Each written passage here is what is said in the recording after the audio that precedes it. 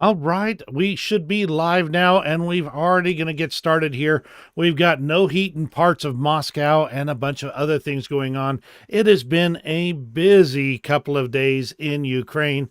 I would have streamed last night, but it looked like with the snowstorm that's been going on here where I live, we've got probably between 5 and 8 inches of snow just right now.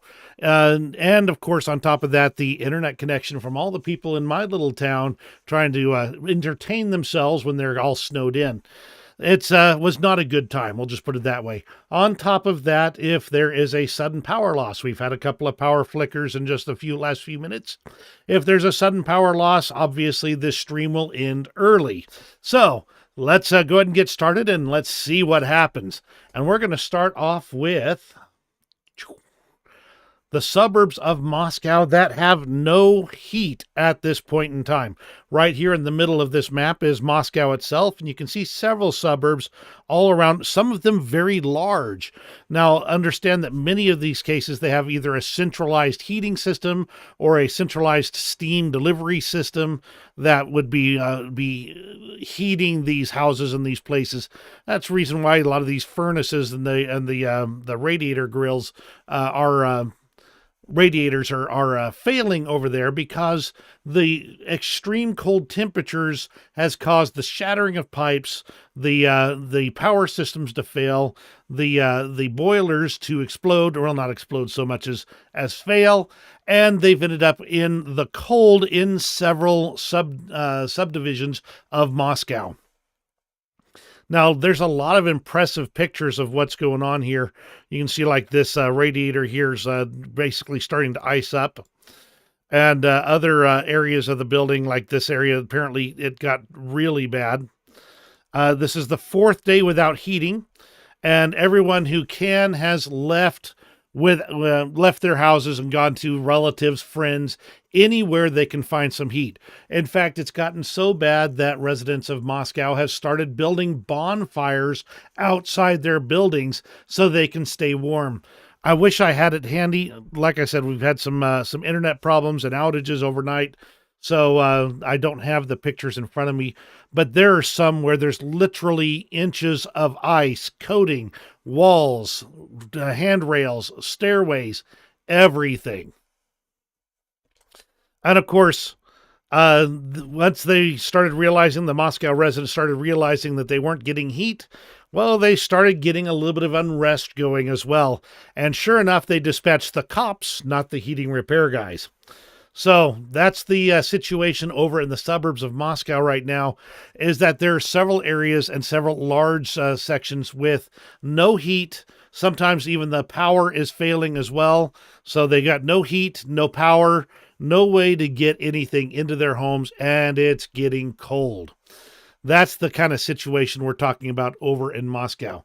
Now, to let people get a little bit of time to get on to the stream here. And if you are here, please absolutely chime in. Send me a comment so I can see that you are here and watching. Let me make sure I've got, there we go. I've got the latest messages up now.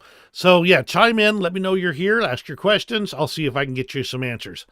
On top of that, we're going to hit some of the less important news just in the first few minutes here, and then we'll get onto some of the big stuff. Like, for instance, we've had a couple of a train bombed, although it sounds like the damage was minimal. A train derailment. We've got possibly Russian drones over Germany, though that's still a little bit hinky over there. And the Ukrainians have destroyed a partially built railroad bridge that was supposed to link Mariupol to Rostov-on-Don. So let's go ahead and get on some of that other news real quick. During the recent batch of air-launched cruise missiles and drones that Russia has been sending into Ukraine, they managed to do an emergency release, I think is the word they used. Sorry, extraordinary discharge. They've changed that phrase a couple of times now. They dropped a bomb onto a Russian-occupied village in Luhansk. My understanding is that they did evacuate some people. It was a Fab 250, which is basically a bomb. And My understanding is the bomb itself did not go off, but it was a live bomb that was dropped in the middle of this village. So that's the kind of things they're doing over there in Russia. They've been basically, the bomb hit one of the surviving high-rise buildings in Rubizny. I'm not going to get that name right today. But yeah, this is a high-rise building, one of the few to survive since the assault in spring of 2022. And now those have collapsed as well. There are casualties. My understanding is that no deaths actually occurred, though that could have changed since I've been able to look at it. No report on exactly why the bomb was let go right there. Could it have been maybe a UPMK, one of their precision glide kits that they put on the bombs, maybe failed and the bomb dislodged from it and fell, just gravity dropped? I don't know, but seems like the Russians are not so good at dropping their bombs where they intend to drop them and instead just on whatever willy-nilly target they've got. That is probably my notification that I started streaming. Yes, that's exactly what that is. Let me go ahead and just mute this. No need to have that going off in the middle of the stream. All right, let's go ahead and get on to some of the more interesting stuff. That's a couple of the little things that I thought were interesting, but not high priority. The more important stuff is this explosion on the railway tracks in Nizhny Tagil near San Donato Station. There's an oil depot near that area as well, and it looks like the bombs were set on oil cars or train cars with oil in them. So let's take a closer look. There were explosions reported in that area, and a train car was damaged, and there was a second explosive device found on a nearby rail car. In fact, I think I've got pictures of it right here. Yep. You can just barely see right here that explosive device there. Seems a little obvious. I mean, I don't know why you'd have that many wires hanging out of it when you could easily have concealed those wires. Almost like it was intended to be found. Just saying. Doesn't mean it was, but just saying. And after the explosion, they actually had a traffic jam through the area, saying with the security forces stopping every car, checking the documents of the drivers and even the passengers, and making sure that no other explosives could come through the area. There was no reported damage to the tracks themselves or to other railway cars. There was no derailment or anything like that. Really interesting, and if so, it was probably a relatively low-yield explosive, and it was on a relatively inert cargo, which oil itself doesn't tend to burn that easily. Interestingly enough, though, another freight train just this morning derailed. Just last night, because I saw the information on the explosives yesterday. This one just derailed outright out in the far east of Russia. I'd be interested to find out if there's some details on that, whether there's some hostile action or some partisan action. But at this point, there was no casualties reported, and they're still trying to determine why that train went off the tracks.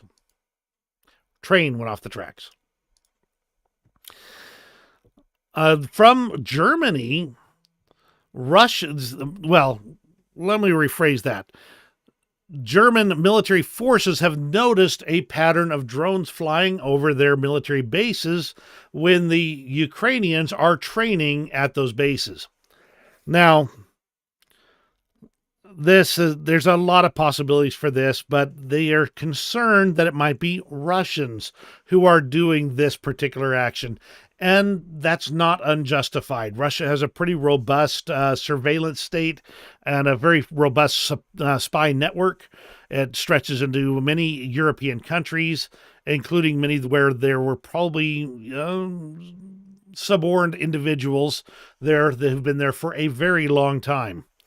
So these drones have been flying over these areas for the last year, but they've not done anything to stop it so far. They are reporting that it clearly points to Russia, though I'm not sure they have the evidence of that as well, because they've not intercepted or dropped any of these drones just yet. They've not used any electronic warfare or anything like that. So this situation is one, well, it seems like an opportunity for the Germans. Good morning, Lucille. Yeah, that put the more important news just about starting in a little bit here. So there's some interesting stuff, but you didn't miss any big items in the first few minutes. So welcome aboard. Anyway, these drones are kind of concerning, but it seems like a good opportunity to practice their electronic warfare capabilities, bring one down and find out what's actually being filmed, and maybe where that film is being broadcast to. But that's not my job. That's Germany's job. Okay.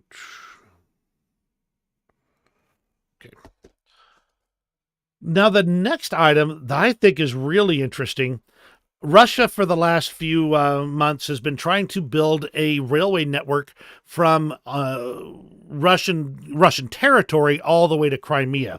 And that would be because the stuff they've got already is either a little too meandering, but also a little too close to the front lines. Well, one of the problems of trying to build any of these types of things, I'm glad to have you both here. Thank you very much for joining me. One of the problems of building these railway networks this close to the front lines is that the Ukrainians can target those networks. And that's what we see happening just yesterday. A partially built railway bridge over in southern Ukraine was destroyed by Ukrainian forces. That was near Mariupol. They also hit the fuel tanks and the engineering transport vehicles that were in the area. And apparently it revealed new anti-aircraft batteries in the Mariupol region. So we've got a combination deal right here where they've managed to take out a partially constructed bridge, costing Russia the time, the effort, and the equipment, plus destroyed some of the equipment to build that bridge, and set up a situation where it's going to take much longer to complete this network if they can, and indicates that Ukraine can hit that pretty much at will. That's going to be the worry that Russia's going to have to deal with as they try to build out these networks. This map shows roughly where that bridge was that was destroyed. So interesting to see that this is what's being carried out. Also should tell you that if they can get the equipment in range, there's no reason that Ukraine cannot take out that Kerch Bridge on a regular basis.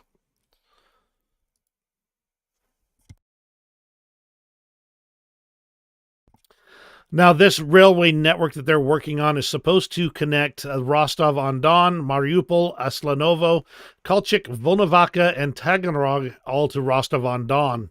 So this is the type of infrastructure, basically, they're trying to build so they can continue prosecuting their war.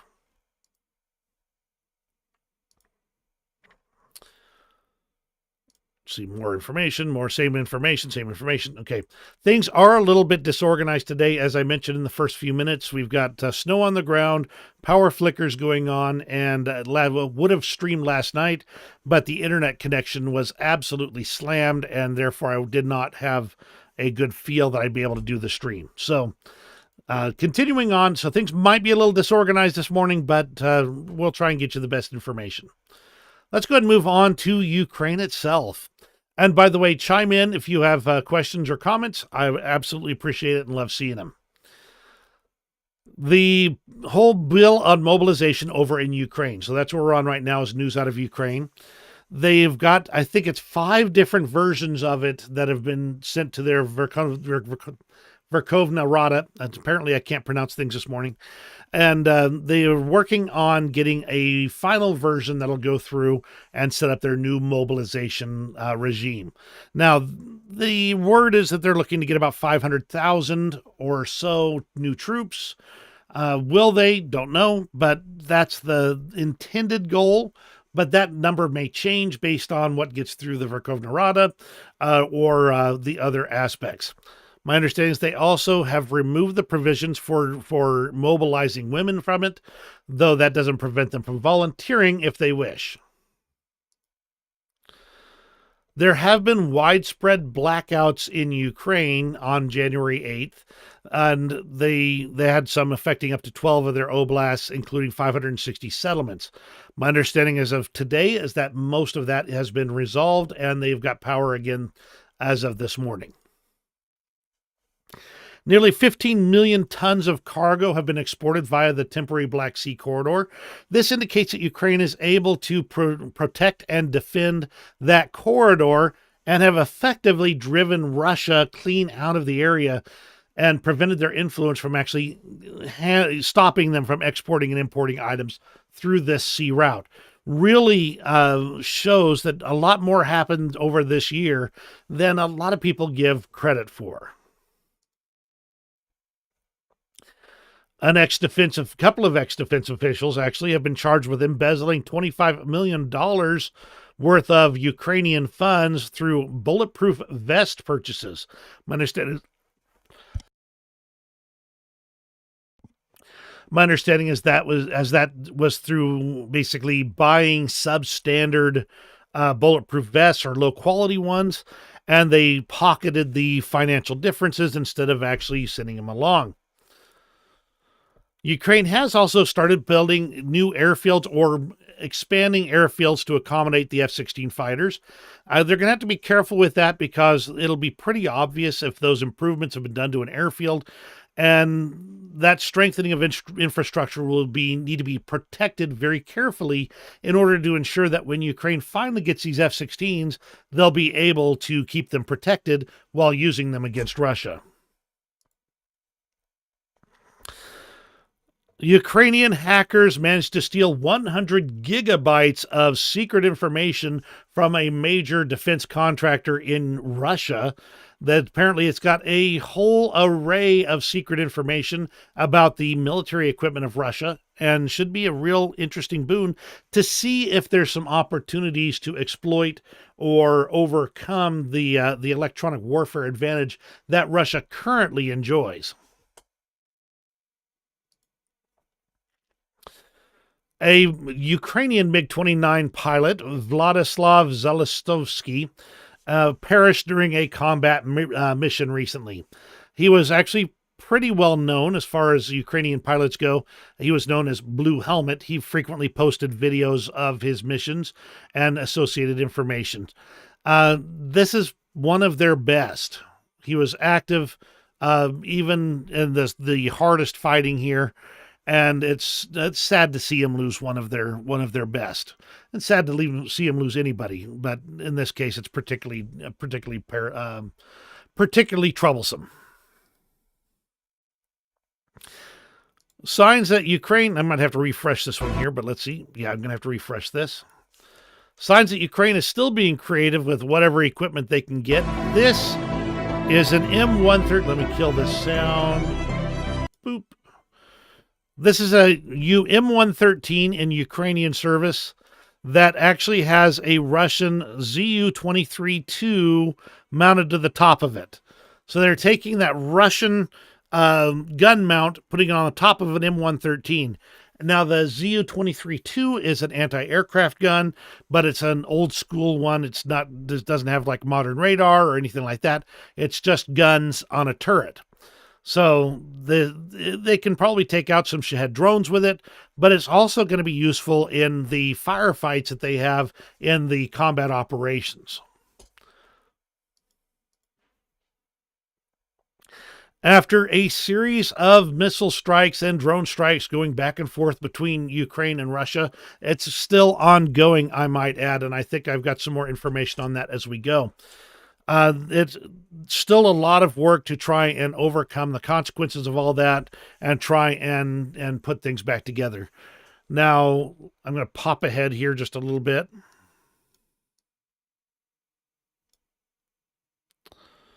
Let me see if I can find it now. Here it is. After all these rounds of attacks, Ukraine is now starting to run short of air defense missiles, Patriot missiles, and IRIS-T stuff, and all these different air defense systems. They're not losing the hardware, but they're using it. So they're running out of those missiles, and they're going to need a whole lot more. And each one of these waves is going to require even more of those missiles. My understanding is it's to the point now where Ukraine's air defenses are degraded compared to what they were, and Russia is starting to be able to sneak things through. On top of that, they have started using some of their missiles that have been very hard for Ukrainian air defense to stop in recent history, like the KH-22s. So they've managed to put Ukraine in a precarious position as far as their air defense goes. They don't have enough missiles to just willy-nilly launch them, so they're going to have to rely on other systems to get to take out some of the things. Maybe hope that if they let the right ones get through, that they won't do significant damage. It's a tough one, and they're going to have to be very careful with their air defenses for the near future. The Institute for the Study of War states that Ukraine has been adapting to the battlefield difficulties that they've been facing from equipment shortages, but there are some areas that they're hard to compensate for, specifically ammunition for artillery and insufficient electronic warfare capabilities, both things they can't just toss something in to replace. The abilities of modern artillery are basically irreplaceable on the battlefield. They've been making up for it with a certain amount of drones, but the electronic warfare shortage that they have mean that the Russian drones can get through more often than they would like. In addition, if they can't stop the Russian electronic warfare from stopping their drones, it means that they can't use them in the areas that they need to compensate for their artillery. So there's some shortages they're dealing, but they need more. And this thing's an interesting little what's it. As part of Ukraine's defensive structures, they're building defensive fortifications. They're installing these metal cylinders to give their soldiers a place that is protected from artillery. It's buried deep enough, but the metal structure itself is built in. I don't know that they've got a picture of the inside here. Yeah, there we go. They've got some cots and things like that that people can sit in. It's a relatively warm place they can be. They could heat it and be protected from artillery strikes and other things like that. A good heavy metal door would also prevent, say, drones from getting in.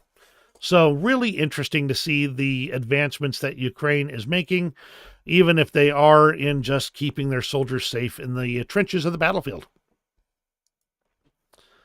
And that's everything out of Ukraine. I'm going to take a brief pause right here and just get a drink of water. Go ahead and chime in with any questions real quick.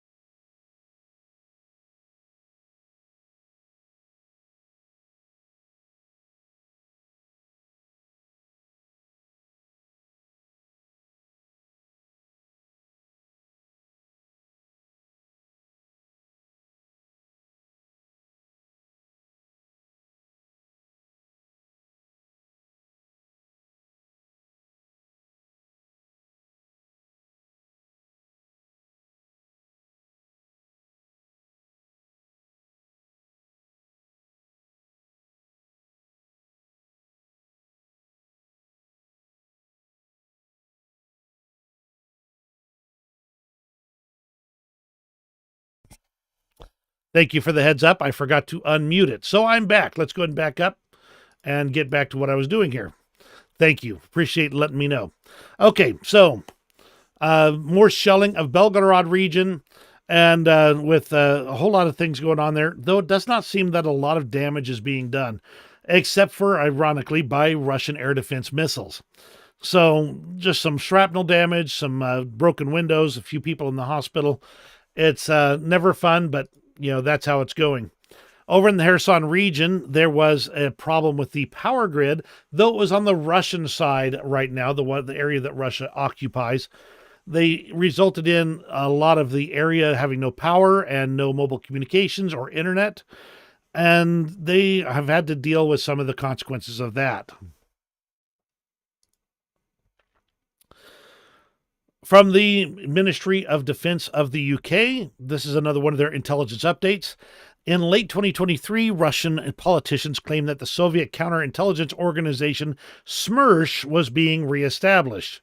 In early January 2024, an open source image showed operatives apparently wearing SMERSH uniform patches. This organization here was established back during the Joseph Stalin era, which existed from 1941 through 1946. There's no indications whether there's a real substantive change to their capabilities or their role, but this counterintelligence organization could just be a rebadge. However, it does show, according to the defense intelligence people, that there is a strong focus on the Second World War, kind of throwing back to that Second World War era, and shows kind of the mindset. Russia is trying to recapture that feel of that era when their people were relatively united. When there was a clear good guys and bad guys, and they could claim that they were on the good guys' side. That's not true, because early on they were on the bad guys' side, but, details. And it looks like they're just trying to recapture that and reinvigorate their people, their populace in this regard. Rosgvardia, the Russian National Guard, has been bolstering its resources and personnel as a result of upheavals in Russia's internal security scene from the war in Ukraine. They've been kind of pulling in the Donetsk People's Republic units and kind of dissolving anything that's a little bit independent out there. The thing is that it looks like they're really more worried about internal issues than external ones. Russia's been maintaining 19,000 troops on Ukraine's northern border, but there's been no indication that they've expanded that number or reduced it in any way, shape, or form. Just that they've been keeping them there. There's been no change for several months. So Ukraine is saying that they don't believe there's any imminent signs of a strike group being formed up there. Still, 19,000 troops is a lot. If they manage to consolidate that and march them in, it would be quite the mess.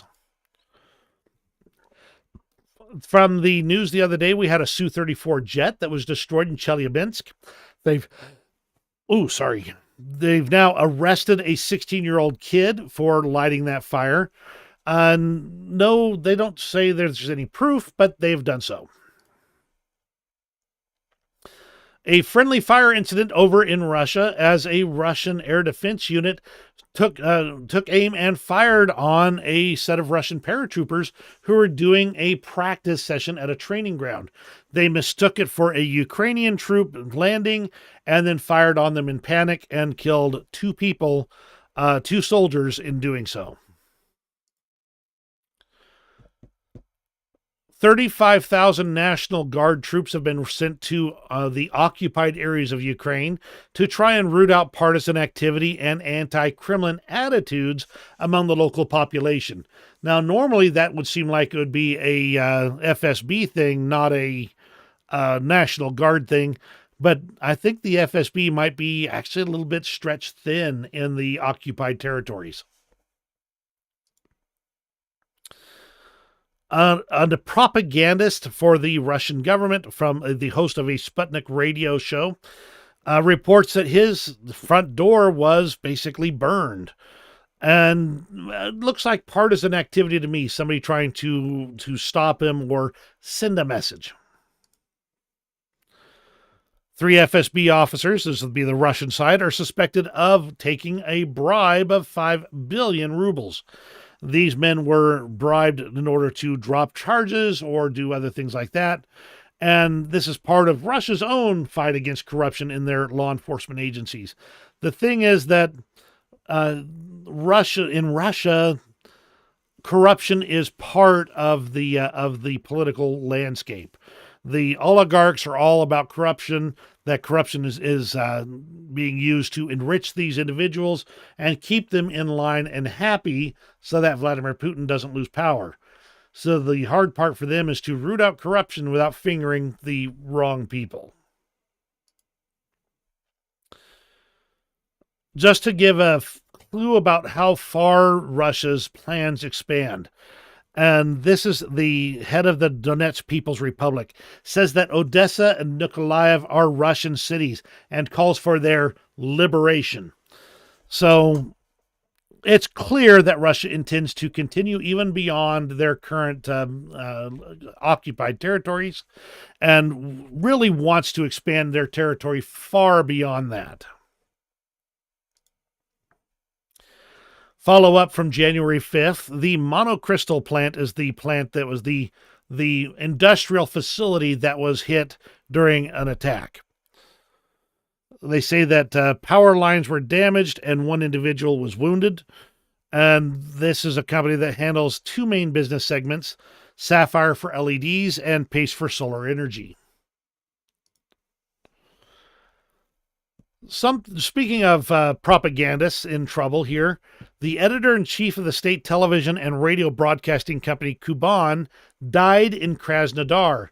Now, that would be already suspicious, but her ex-husband was also found in her house, also dead by poisoning. It was by an unknown substance. So they're claiming it might be a drug overdose. Feels wrong. Makes me wonder who she ticked off. Now, this is a follow-up from all the way back in August. There was an enormous explosion at the Zagorsk optomechanical plant in Moscow. It turns out that explosion was caused not by a bomb or a drone or a missile. It was caused because a guy with a truck full of gunpowder had his truck fail on him, and he was trying to figure out what was going on, so he asked for, and he decided he was a little bit nervous, so he grabbed a cigarette and asked for a light.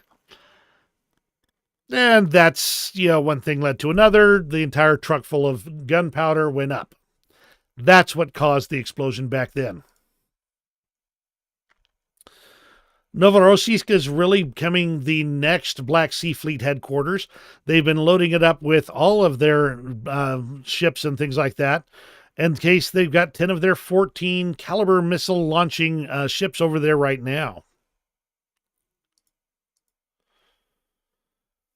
This one I don't know what to make of. Russia has transferred another large landing ship over to Sevastopol from Novorossiysk.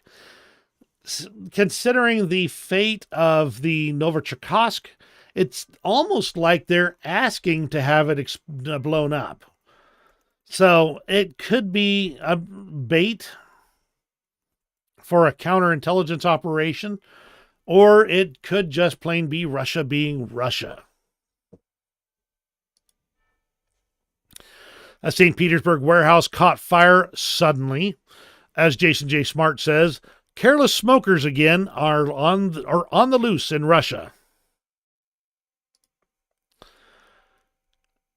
This is one that should, honestly, it surprised me, and I know it shouldn't have.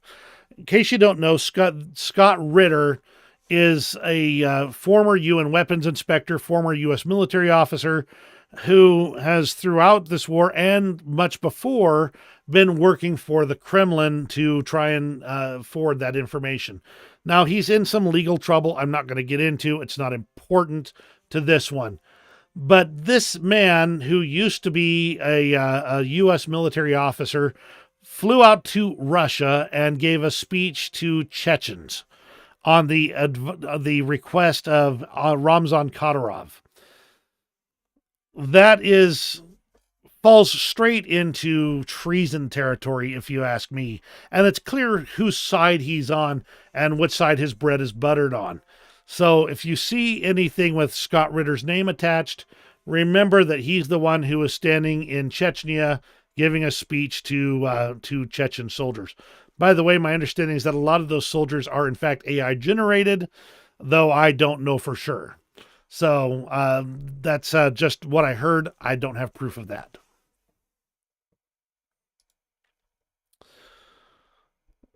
Already talked about that. There was a couple of drone attacks on an oil depot in Orel. and it hit a fuel tank, but no subsequent fire. There was another attempt later, as I understand it. So let me see if I can find the rest of that. Okay, nope, don't have that right now, but I'll see if I can find it for a future video. This should tell you how concerned Russia is about the situation in the border regions with Ukraine now. Before, they were not really even concerned. They didn't even put any attempts into defending their real border regions because they knew that Ukrainians weren't going to march across the border, and NATO certainly isn't. But now they're evacuating children from Belgorod Oblast. It says that the Russian authorities are preparing to the evacuation of children from Belgorod Oblast to other regions, according to the regional governor Vyacheslav Gladkov. That's after the most recent attacks and was announced just today. This tells me that the security situation in Russia is far more tenuous than they've been trying to let on. And this is not normal. This is not normal at all for Russia. So keep that in mind. Should tell you something about the situation. I'll let you draw your own conclusions. A diesel generator facility that could produce 129 megawatts of power in Sevastopol was brought there in December of 2015, and even though it's not currently in use, they've now added sandbags, just in case there is a potential shelling or missile attack on the facility. So, again, it's clear from Russia's actions that they are no longer confident that they can protect their own areas, their own territories, or the territories they control from attack by Ukrainian forces. Or as Jason J. Smart puts it, there have been explosions today in Orel, Russian-occupied Crimea, and in Kursk. Russia is learning that what goes around does, in fact, come around. And that's the news out of Russia. We're going to go into international news next. Brief pause here.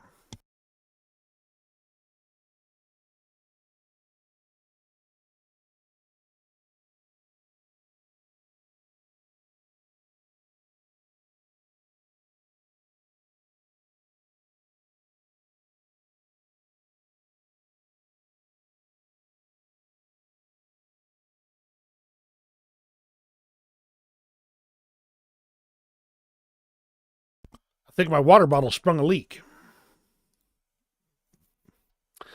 All right, so let's go ahead and move over to the international front here. Got a little bit here, not as much as I had the other day. The big amounts of news were in Russia this time. So, as far as international news, over this weekend, the Japanese foreign minister has met with President Vladimir Zelensky, and he thanked the Japanese foreign minister for Japan's continued support and hope for further relations in 2024.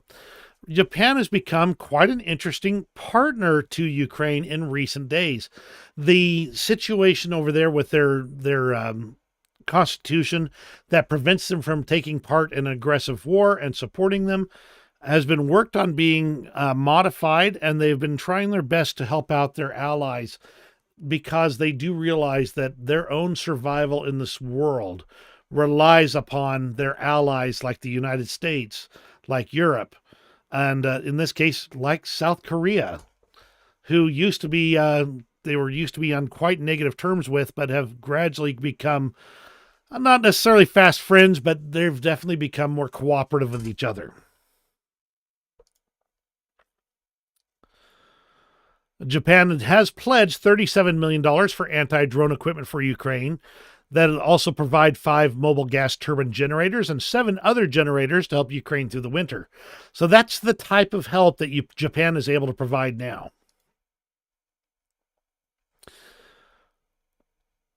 A group of allies, including Ukraine, have issued a joint statement on January 8th about the dispute settlement, setting up a dispute settlement arrangement or proceedings with the International Civil Aviation Organization over Iran's shooting down of Ukraine's International Airlines Flight 752 back in 2020.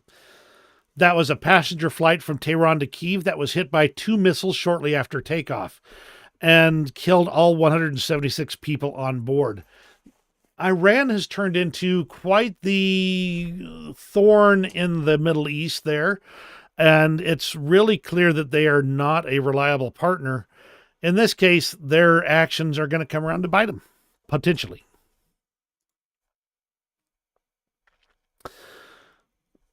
Of all the people to say this, I can't believe it's Scholz, but German Chancellor Scholz has said that the European Union is not providing sufficient military aid to Ukraine. As everybody else has said, okay, great. So why aren't you sending Taurus missiles? But basically, it comes down to Germany can't fill the gap that's going to be left if the U.S. doesn't start providing more support. And so he's calling on European allies to strengthen their efforts towards Ukraine. This one is not directly war related, but it's important. The United Kingdom is investing £300 million in nuclear fuel in order to erode Russia's dominance in the sector. They're now working on the production of high-assay, low-enriched uranium, which is used in nuclear reactors as fuel.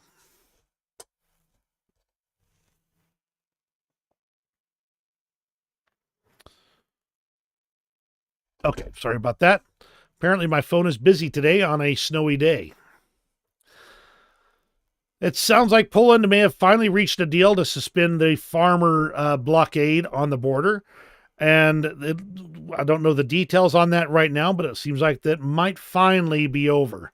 That said, Germany's now got a farmer revolt going on too. So all kinds of crazy things. And I have the feeling that if we look hard enough, we're going to find Russia's fingers behind it. Belarus is building a new military town in the Gomel region, 40 kilometers from the border with Ukraine, according to the Belarusian Service of Radio Liberty. Construction was supposed to begin in 2023 and end in 2027, but the first phase is due to be completed in March of 2024. It's pretty clear that Belarus is basically aligning itself with Russia and preparing itself for war in this regard. Seems like a lot of nations are doing that, and it's starting to get really concerning. Not that it wasn't before. President Zelensky had a phone call with the King of Bahrain, and that's the first conversation with the two, and it's really indicating that Ukraine is gradually becoming more important on the world stage and trying to expand its ability to have conversations with different countries and find different partners throughout the world. Italy has proposed that the European Union create its own army, a unified European armed forces. They say this is a fundamental condition for being able to pursue an effective European foreign policy. Now, of course, the Russians then turned around and mocked it and said, there's all these other things you could be doing instead. Makes me wonder if Russia is a little bit worried about Europe becoming a little bit more unified, especially since Russia is the natural enemy that's causing them to unify. Saudi Arabia has cut the oil prices for all consumers. This is an interesting report, and they said low demand is the reason. Usually oil consumption falls in March and February, and they use this period to do basically maintenance for refining facilities. But there's so much supply right now that the demand has fallen off markedly. So they've dropped their production by about 2 billion barrels, I think it is. 2 million barrels? 2 million barrels per day. So they've dropped their production by about 2 million barrels per day. I think they're concerned that the price of crude oil is falling too much. They're not making as much money as they were. Here's the information on the German farmers' strike. Thousands of tractors from all over Germany are marching towards Berlin. The strike and road blockades are starting all over the country. I don't know what their demands are. I think it's something about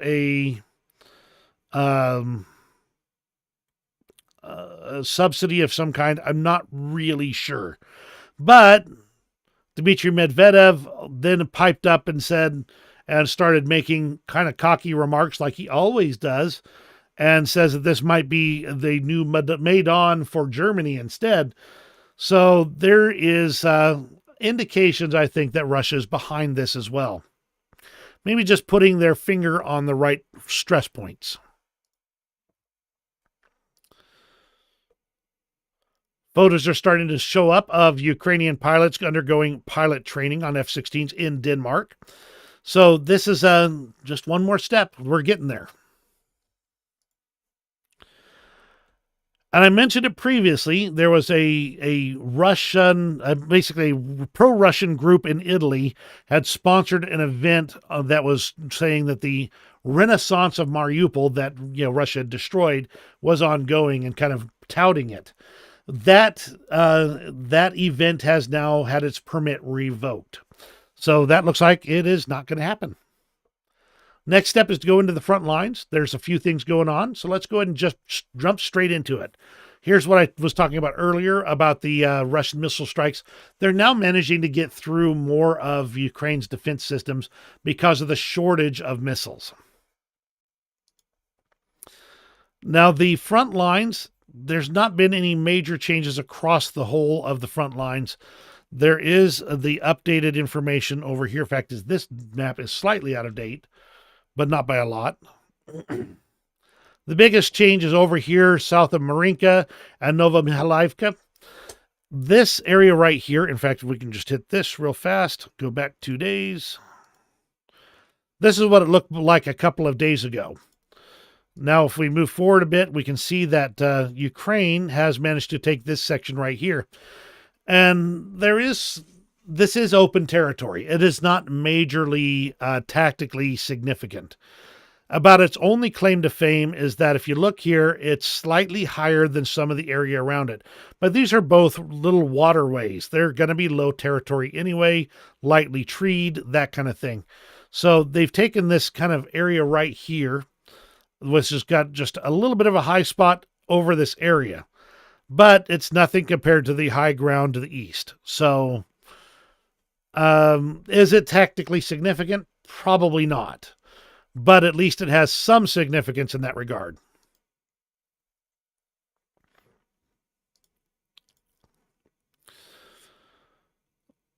The Institute for the Study of War reported that there was a successful multi-day strike on Russian targets in Crimea.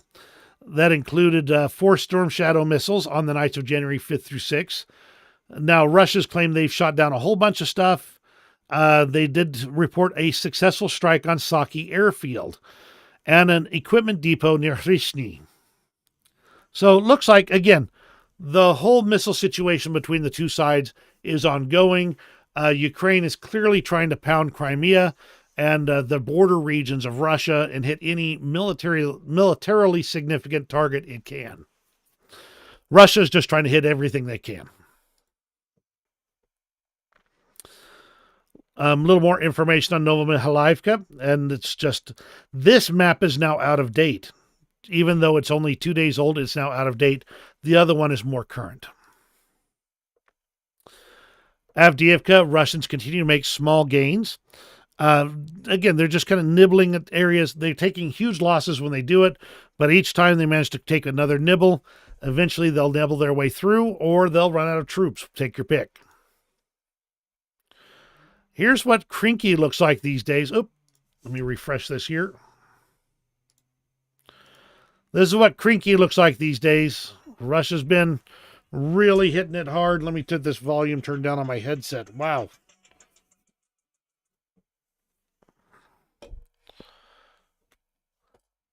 And the Ukrainians have been hitting every piece of equipment that the Russians have been putting out there. In fact, just today, there was a report that Russia ran in there with multiple T-72 tanks and got their butts handed to them. So every time they throw equipment into Krinky, the Russians do, it ends up getting blown up by Ukrainian artillery, drones, and small arms fire. It's a rough situation over there. It's a lot of fighting. Krinky, though, is, I suspect, going to become very important in short order. Or as Tindar puts it, the situation in Krinky is still the same. There's a small Ukrainian detachment that is holding the ground while Russian waves are getting repelled. A great Russian achievement is that they are currently losing ships at the same rate that they're able to build them. So they can only put up as much, they're literally losing as much tonnage of naval power as they're able to build. They're not able to build up anything new.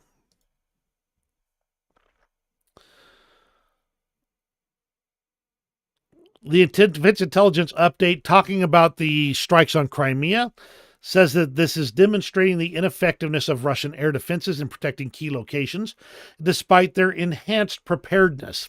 The scale of the Russian response, they actually hit back really hard after this latest round of attacks, is highly likely indicative of the level of success achieved by the Ukrainian Armed Forces actions of the 4th of January 2022. Every time the Ukrainians hit the Russians hard, Russia turns around and just starts lobbing as many missiles and drones as they can at Ukraine, as though it's going to make any difference in that regard. Over in Marinka, the Russians have continued to make gains. This is likely over the last 2 weeks, they say, but they are entrenched on these expanded front lines. And as NOLA Reports put it on their last update, no confirmed changes on the other front lines. Lots of fighting at Kupiansk, lots of fighting at Avdiivka, and of course, lots of fighting at Bakhmut, but no change in control. And that's the situation on the front lines. I'm going to take one quick break here to take a drink. Go ahead and pipe in with any questions or comments. I'll be right back.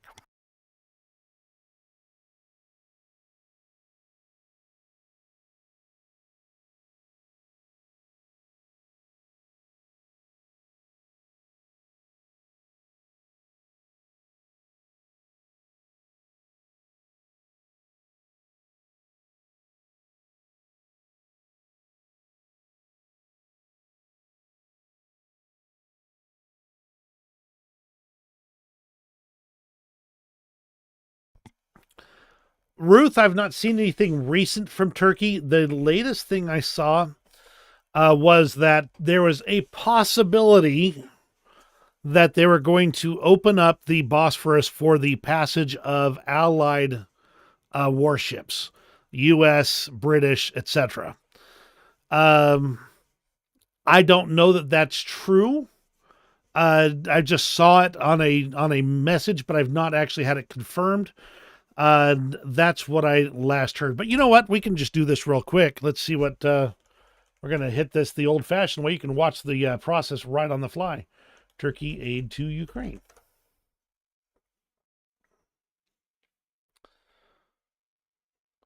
Let's see.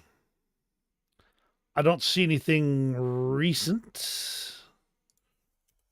2024. The last thing I saw before that information about potentially Allied warships being allowed to pass was that they were going to block the minehunter ships that were intended for Ukraine, that in accordance with the Montreux Convention. Is that, have they done anything since then? I've not seen it. That doesn't mean it's not true, just means I've not seen it. Let's go ahead and get into the interesting extras. And Ruth, if you do have something for me to look up specifically, I'll do some quick research on the fly here. Let's see. Hold on. Let me see. Make sure. I've got a ton of things right here that I've just kind of worked my way through. Okay. The United States has launched a new rocket to the moon using the United Launch Alliance lander system. They've sent it on a Vulcan Centaur rocket on its maiden flight, and they've got that probe on board that's intended to go to the moon, a lunar rover. On that rover is a metal plate with the Ukrainian flag. So just thought it was interesting to add as an extra. Over in Russia, this, let me see if I can get this details right here. I looked this up the other day. Apparently there is a pony, or this is, to make sure I got this right here. Yes, this pony was brought in as basically a therapy animal. Gets brought around so that to kind of raise spirits and help people to feel better, even though they're not doing anything medical for them. Doggone it, a pony. If you saw a pony, it would probably make you smile too. From George Orwell. In fact, every once in a while I bump into interesting quotes, and this is from George Orwell. One of the most terrible things about war is that all the war propaganda, all the shouting, lies, and hatred invariably comes from people who are not fighting. And that, unfortunately, is very true.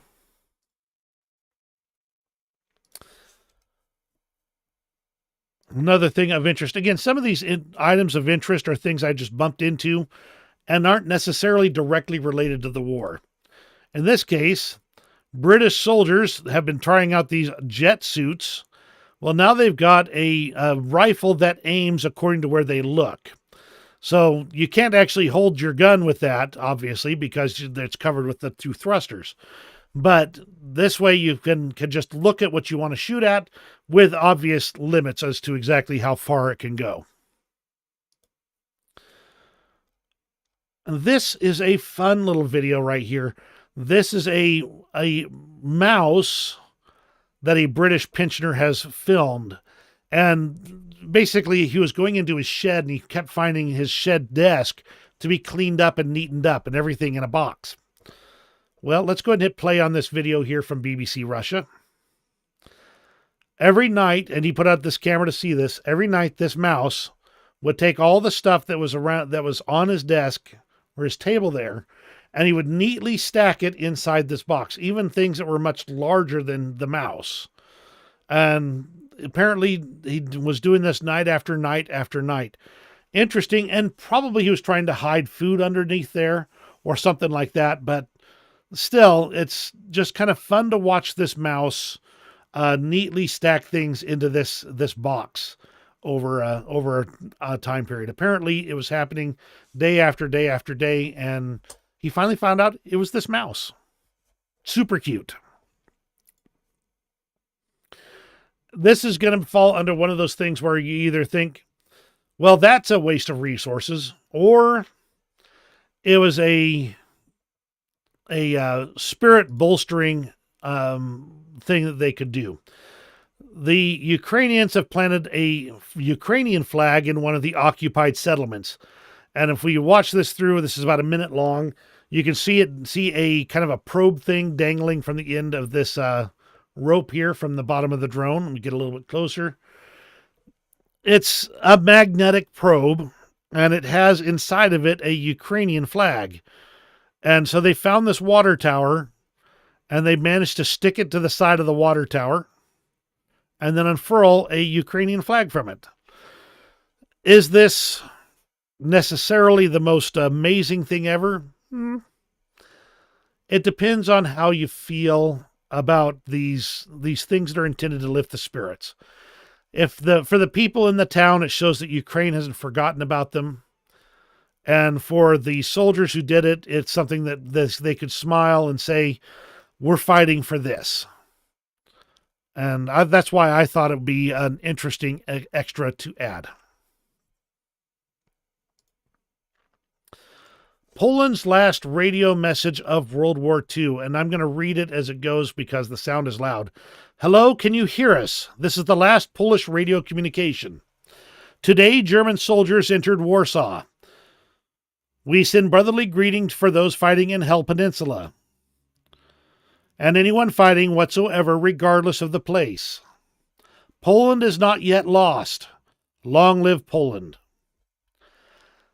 This was when Germany was marching in one side, Russia in the other, and they knew it was going to end. And they just wanted to give their last message to the world as their radio message from World War II. Now, Poland is, of course, a thriving country today. And it's because of the efforts of people like Britain, people like France, people like the United States. and the Polish people who didn't give up, even though they had Russia nipping at one side and Germany on the other, and lost their entire country. But to have it rebuilt later, I wonder what those people who sent that last message thought after World War II is over, and what they would think of Poland today.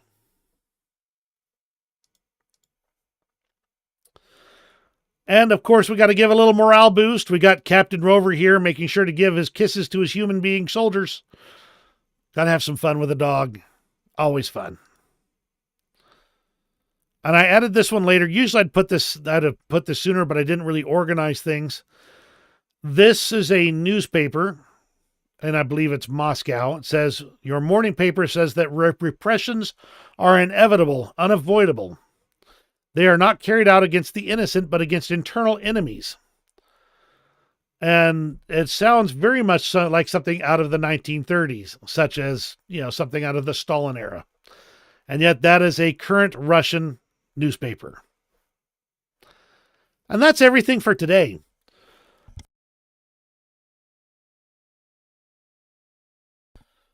Do you have any other questions, Ruth? I hope I answered your questions. There's not a whole lot I could find in a hurry here, but absolutely glad to have you here. Thank you for joining me.